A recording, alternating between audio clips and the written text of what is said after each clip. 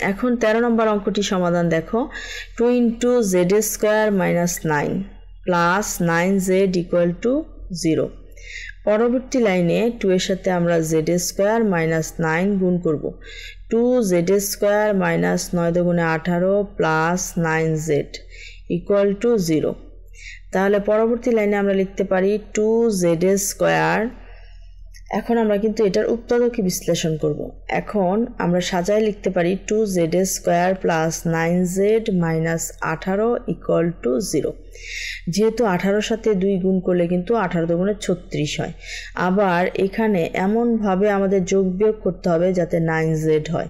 সেজন্য আমরা লিখেছি সাজিয়ে 2z² + 12z - 3z - 18 = 0। তাহলে পরবর্তী লাইনে আমরা কমন নিতে পারি 2z কমন ইনটু z + 6 মানে হচ্ছে 2z² 6 × 2 = 12z মাইনাস 3 কমন নিলাম z + 6।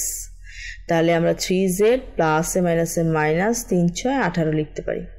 পরবর্তী লাইনে তোমরা একটু খেয়াল করে দেখো z + 6 ইনটু 2z - 3 = 0। তাহলে z + 6 = 0 এটা লিখতে পারি। আবার লিখতে পারি 2z - 3 = 0। তাহলে z + 6 যদি লিখি তখন হবে হচ্ছে z = -6 মানে +6 যখন ডান পাশে আসবে তখন -6 হয়ে যাবে। ঠিক সেম ভাবে 2z = -3 = 0 এটাকে লিখতে পারি 2z = 3। এটাকে পরবর্তী লাইনে লিখতে পারি z = 3/2।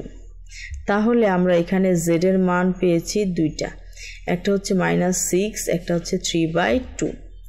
এটাই হচ্ছে এই 13 নম্বর অঙ্কের সমাধান, -6, 3/2।